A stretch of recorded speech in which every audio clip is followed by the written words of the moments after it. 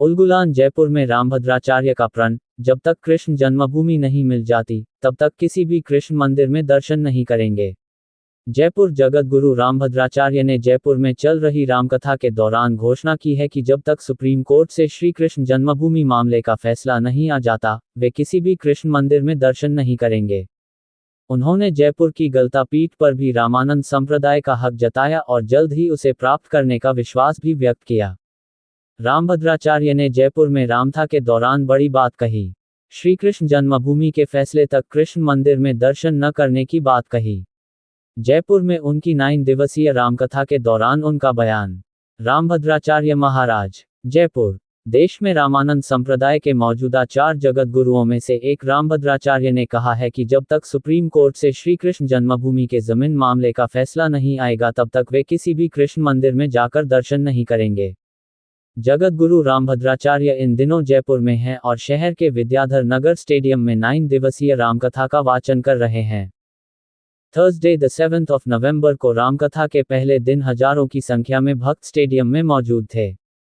इस दौरान उन्होंने कहा कि जयपुर में वे गोविंद देव जी के दर्शन करना चाहते थे, लेकिन जब तक मथुरा, यूपी के कृष्ण जन्मभूमि का फैसला नहीं आ जाता, तब तक वे किसी भी मंदिर में जाकर दर्शन नहीं करेंगे। उनके इस प्रण के बाद सभा में तालियों की गड़गड़ाहट गूंज उठी। गलता गद्दी हमारी, हमें मिलकर रहेगी। जयपुर के गलता पीठ को लेकर भी जगत गुरु रामभद्राचार्य ने अपनी बात कही। उन्होंने कहा कि जयपुर की गलता गद्दी पर भी रामानंद संप्रदाय का हक है। ये हक जल्दी उन्हें मिलने वाला है, ऐसा उन्हें विश्वास है।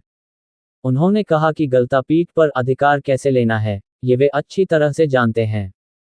थोड़ा इंतजार कीजिए, आने वाले दिनों में गलता की गद्दी पर भी रामानंदियों की विजय पताका लहराएगी। उन्होंने ये भी कहा कि जयपुर से उनका पुराना लगाव है। 20 साल पहले वर्ष 2023 में उन्होंने जयपुर में कथा का वाचन किया था। राम जन्मभूमि मामले में प्रमुख गवाह बनकर साक्ष्य पेश किए थे।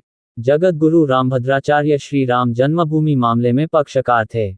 वे उस मामले में मुख्य गवाह भी थे और उन्हें राम जन्मभूमि से जुड़े कई प्रमाण भी कोर्ट में पेश किए थे। जब राम जन्मभूमि के बारे में अंतिम फैसला आया, तब रामभद्राचार्य ने कहा था कि 550 साल का कलंक अब समाप्त हो गया है। अब राम जी अपनी जन्मभूमि में विराजित होंगे।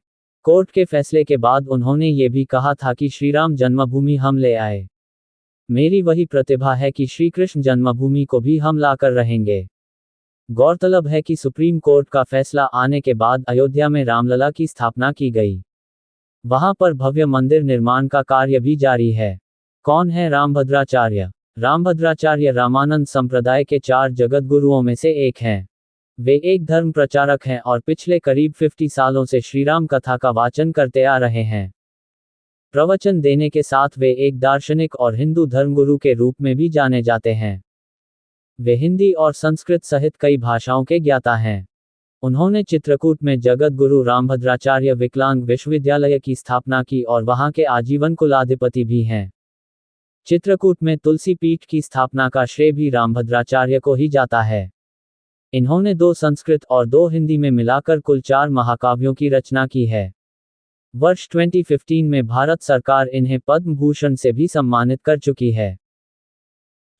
और भी ऐसी तरह तरह की न्यूज़ को देखने के लिए हमारे चैनल को लाइक करें, सब्सक्राइब करें और बेल आइकन जरूर क्लिक करें, इससे हमारे आने वाली न्यूज़ की नोटिफिकेशन आप लोगों को सबसे पहले मिले।